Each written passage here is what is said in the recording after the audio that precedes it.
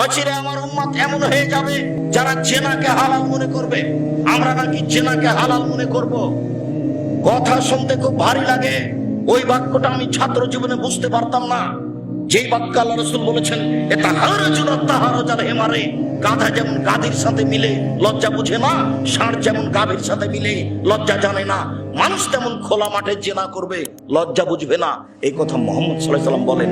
আমি বাক্যটা বুঝতে পারতাম না, এটা হয় কি করে? আপনারা গাজীপুরে বসবাস করেন, শহরে, আপনারা ভালো বুঝছেন, দেখছেন দিন রাত জেনা। আমি শুধুমাত্র ওই সংসদ ভবনের ওখান দিয়ে একটু হেঁটে যাই বা গাড়িতে যাই, তখন দেখতে পাই কোথায় জিয়াউর রহমান সাহেব মারা গেলেন, হাড়াহাড়ি নিয়ে সেখানে পুঁতে দেওয়া হলো। যুবক যুবতীর পুরো রানের উপরে মাথা দিয়ে ঘুমিয়ে আছে, ঘন্টার ঘন্টা শুয়ে আছে, কেউ কিছু বলে না, বলা নাকি যায় না। এই রাস্তা দিয়ে ওসি যান, দারোগা যান, এমপি যান, মন্ত্রী যান, ডিসি যান, এডিসি যান, সবাই যান, লক্ষ মানুষ যায়, কেউ কিছু বলে না, বলা নাকি যায় না, বলা নাকি অপরাধ। কেউ নাকি মানুষ নাই, সবাই নাকি মানুষ থেকে বাদ পড়ে গেছে। রাসূল সাল্লাল্লাহু আলাইহি ওয়াসাল্লাম বলেন, আমার উম্মত জেনায় লিপ্ত হবে গাধার মতো, গাধীর মতো। তিনি বলছেন আমার উম্মত জেনাকে হালাল মনে করবে।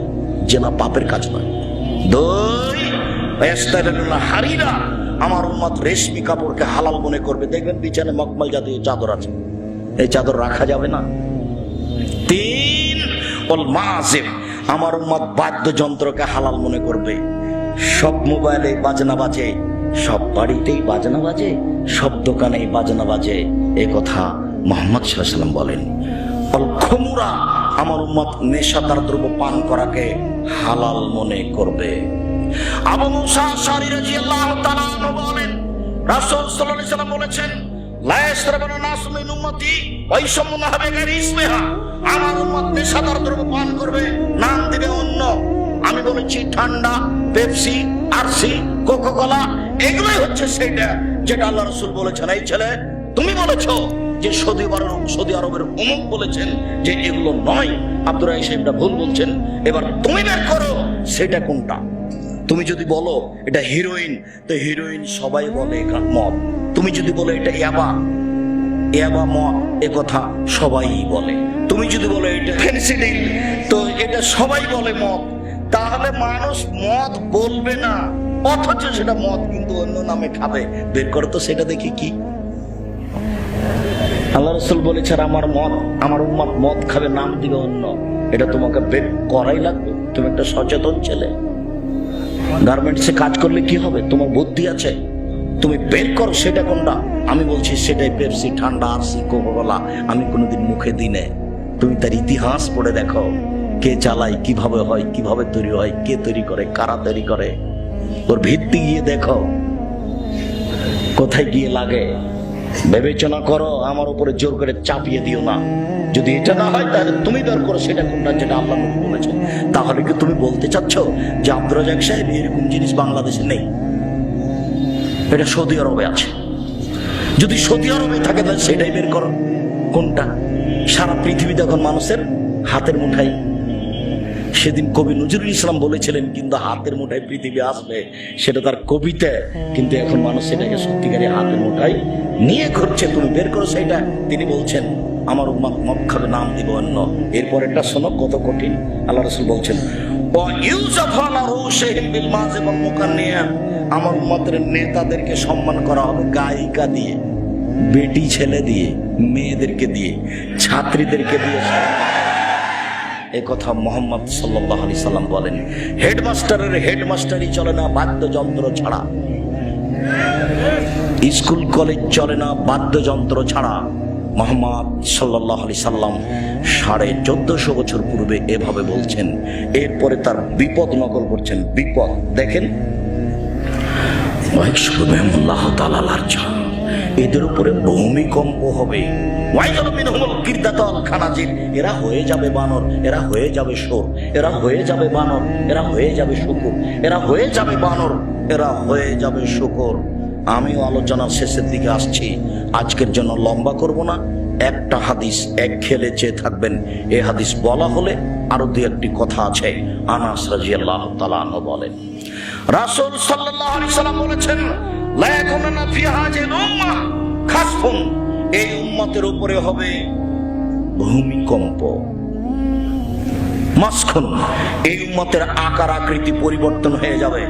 সন্ধ্যায় ছিল মানুষ, সকালে হবে বানর, শুকুর। কাশফুন, এই উম্মতের উপরে সব ধরনের সমস্যা, বিপদ নেমে আসবে। মসজিদে মারামারি, মাদ্রাসায় মারামারি, রাস্তাঘাটে মারামারি, লবণ 50 টাকা 100 টাকা কেজি, পেঁয়াজ 350 300 টাকা কেজি, বিপদ নেমে আসবে। আর জমির দাম 20 লক্ষ, আর রেজিস্ট্রি হলো 15 লক্ষ। আশ্চর্য বিপদ, আশ্চর্য অবাক বিপদ। আমার উম্মতের উপরে বিপদ নেমে আসবে চতুর্দিক থেকে, 3টি পাপের কারণে। আমার উম্মতের উপরে চতুর্দিক থেকে বিপদ নেমে আসবে 3টি পাপের কারণে। কেউ কোথাও শান্তিভাবে থাকতে পাবে না। যারা সরকারি লেভেলে বসবাস করছেন, বড় বড় সরকারি প্রশাসনে আছে, যারা উপর থেকে উপরে আছে, তারাও দিন রাত দুশ্চিন্তায় আছে। তারাও করছেন হাসবুনাল্লাহু ওয়া নি'মাল ওয়াকিল, নি'মাল মাওলা, কখন যে আমার কি হয় আল্লাহই ভালো জানে। যারা যেখানে আছে, আপনি যেখানে আছেন সেখানে আপনি বিপদগ্রস্ত। আমার উম্মতের উপরে সর্ব ধরনের সমস্যা নেমে আসবে যখন আমার উম্মত 3টি কাজ করবে। 1, এই যে সারেবুল খমরা, যখন নেশাদার দ্রব্য পান করবে, খুব সাবধান। 2, জাহারাতিল কায়নাত, মেয়েরা যেদিন নাচবে, সব মোবাইলে মেয়ে নাচে, প্রায় সব দোকানে মেয়ে নাচে। এই যে গাজীপুরে একটা 20 তলা বাড়ি, রাস্তায় 40টা রুম আছে, 100টা রুম আছে, সব রুমে মেয়ে নাচে। আল্লাহ নবী এই কথা বলছেন, মেয়েরা যেদিন নাচবে সব বিপদ গজব নেমে আসবে। যারা বুবিল মাজেব, যখন বাদ্যযন্ত্র প্রকাশ পাবে, সব মোবাইলে বাজনা বাজে, সব মোবাইলে মেয়ে ল্যাংটা হয়ে নাচে। সম্মানিত দিনী ভাই বোন, আজ থেকে আপনার মোবাইলে যেন কোনোদিন মেয়ে না নাচে, তওবা করে যাবেন। এখন আপনার সাথে যেটা জরুরি কথা, সেটা হলো এই, আব্দুর রাজ্জাক সাহেব, আল্লাহ নবী কেন বললেন যে ওরা হয়ে যাবে শোর, ওরা হয়ে যাবে বানর? তিনি কেন বললেন না ওরা হয়ে যাবে কুকুর শ্রীগাল? এটা বললেন না কেন? আল্লাহ রাসূল সাল্লাল্লাহু আলাইহি ওয়াসাল্লাম কেন বললেন না যে ওরা হয়ে যাবে সাপ ব্যাঙ? কেন বললেন না যে ওরা হয়ে যাবে গরু ছাগল? এই কথা কেন বললেন না? শোর আর বানর কেন বললেন? মনে রাখবেন, পৃথিবীতে একটা প্রাণী আছে শোর, যে বিবেচনা ছাড়াই খায়।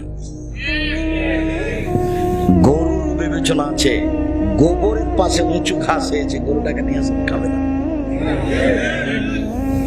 বিবেচনা ছাড়া একটাই প্রাণী চলে পৃথিবীতে, সেটা হলো শোর, শুকুর। যেদিন মানুষ বিবেচনা ছাড়া খাবে চলবে, সেদিন মানুষ হয়ে যাবে শুকুর। সন্ধ্যায় ছিল মানুষ, সকালে হবে শোর, বানর। আব্দুর রাজ্জাক সাহেব, বানর হলো অনুকরণীয় প্রাণী। পৃথিবীতে প্রাণী হিসাবে বানরের চেয়ে বেশি অনুকরণ করার কোনো প্রাণী নেই। আবার চাঁপাইনবাবগঞ্জের মানুষ, যখনই কোনো বানর খেলা, লোকটা আসতো আমাদের গ্রামে, এসে বলতো, এই চাউল নিয়ে আসো, বানর খেলা দেখাবো। তখন আমরা চাউল জমা করতাম, বানর খেলা দেখাতো। এক পর্যায়ে লোকটা বলতো, এই নতুন বউ কিভাবে হাঁটে রে। তখন ঘোমটা দিয়ে বানর দেখাতো, তার মানে বানর অনুকরণ করতে পারে। যেদিন মুসলিম ইহুদি খ্রিস্টানদের অমুসলিমদের অনুকরণ করবে, চলাতে ফিরাতে, রাস্তাতে, ঘাটে, অফিসে, আদালতে, কোর্টে কাচারিতে, তখন তারা হয়ে যাবে বানর, তারা তখন হয়ে যাবে শুকুর। ঘরে ঘরে অক্ষরে অক্ষরে সব মিলে আছে। এইভাবেই চলছে। পিজি হাসপাতালের ডাক্তার, 3 লক্ষ টাকা বেতন, লন্ডন থেকে পড়ে এসেছেন বড় ডাক্তার। গ্রামের বাড়ি আসলেন গাজীপুরে। গাড়ি থেকে যখন নামলেন, তখন দেখলাম দাড়ি চাঁচা আছে, প্যান্টটা টাকনোর নিচে আছে, গলায় টাই আছে, হাতে সিগারেট আছে। তারপরে দেখলাম বৌমা গাড়ি থেকে নামলো, গায়ে হালকা হালকা কাপড় আছে। তারপর নাতনি গাড়ি থেকে নামলো, দেখলাম গায়ে কোনো কাপড়ই নেই, হাতে একটা পুতুল আছে। এবার দেখি গাড়ির পিছন দিকে কুকুর আছে। এবার আপনি যে টাকা খরচ করেছেন ছেলের পিছনে, সেই টাকার জবাব কিয়ামতের মাঠে দিয়েন। ছেলেরও দেন, বৌমারও দেন, নাতনিরও দেন, টাকারও দিয়েন। জব দিতেই হবে বিচারের মাঠে আপনাকে। আবারও সতর্ক সাবধান করে যাচ্ছি। সম্মানিত দিনী ভাই বোন, আব্দুর রাজ্জাক সাহেব একটা কথা বলবেন? জি বলেন। আপনি যে বলেন বিড়ি, তামাক, জর্দা, সিগারেট, গুড় সব হারাম, এগুলো মদ, এটা কিভাবে? আমরা তো বুঝতে পারলাম না, এটা একটু স্পষ্ট করে দিবেন। হ্যাঁ অবশ্যই। রাসূল সাল্লাল্লাহু আলাইহি ওয়াসাল্লাম বলেছেন, মাসকারা কাসীরুহু আকালিলুহু হারাম। যে জিনিসটা বেশি খেলে বিবেকের ক্ষতি হবে তার কমও হারাম। আপনি যদি এখন বলেন বিড়ি হাদিসে লেখা আছে নাকি, যদি বিড়ি হাদিসে লেখা থাকে সিগারেট, তাহলে পৃথিবীতে যত বিড়ি সিগারেট যত ধরন আছে সব লিখতে লিখতে তাহলে কোরআন মাজিদের তো বড় এমন বাক্য আল্লাহ নবী বলেছেন, পৃথিবীতে যত এই ধরনের খাদ্য আছে সব হারাম। তিনি বলেছেন যে জিনিস বেশি খেলে বিবেকের ক্ষতি হবে তার কমও হারাম। বিড়িগুলো খুলে খুলে খুলে 250 জমা করে একজনকে খাওয়িয়ে দেন, দেখি কি হয়। আল্লাহ রাসূল বেশির পরিমাণ উল্লেখ করেননি। 250 হাফ কেজি 1 কেজি খাওয়ালে যদি বিবেকের ক্ষতি হয় তাহলে বিড়ির একটি কণাও হারাম, একটি কণাও হারাম। সম্মানিত দিনী ভাই বোন, এই জন্য বিড়ি, তামাক, জর্দা, সিগারেট, গুল চিরদিনের জন্য হারাম, এর ব্যবসাও হারাম। এর সাথে খুব কঠিন ভাবে বলা আছে, দেখেন 4টে জিনিস একরকম করা আছে। ইন্নাল্লাহ হারামাল খামরা ওয়াস সামানাহা, আল্লাহ মদকে হারাম করেছেন, তার দাম মূল্যকে হারাম করেছেন। ওয়াল খিনজিরা, শুকুরকে হারাম করেছেন, তার মূল্যকে হারাম করেছেন। ওয়াল মাইতাতা, মরা প্রাণীকে হারাম করেছেন। ওয়া সামানাহা, তার মূল্য টাকাকে হারাম করেছেন। 4 ওয়াল আসনাম, পুতুলকে হারাম করেছেন। পুতুল, যেই পুতুল আপনার মা শোকেজে সাজিয়ে রেখেছে, দেখেন আপনার মা শোকেজে একটা কাঁকড়া রেখেছে, কাঁকড়া। আপনার মা নাকি মাস্টার ডিগ্রি পাস করে, ও নাকি তাহাজ্জুদ পড়ে, কাঁকড়া আছে দেখেন শোকেজে কাঁকড়া আছে।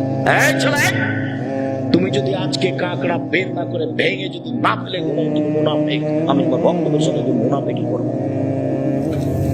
তুমি আমার বক্তব্যের সাথে মুনাফিকি করার চেষ্টা করো না। আমি তোমার উপকারের জন্য এসেছি। জাতি যদি রাস্তাঘাট করে দিতে না পারি, জাতির যদি স্কুল কলেজ করে দিতে না পারি, জাতিকে চূড়ান্ত সঠিক ধর্ম দিতে পারবো ইনশাআল্লাহ। ধর্মের ব্যাপারে জাতিকে ফাঁকি দিয়ে মনোকাল হারাতে রাজি নয়।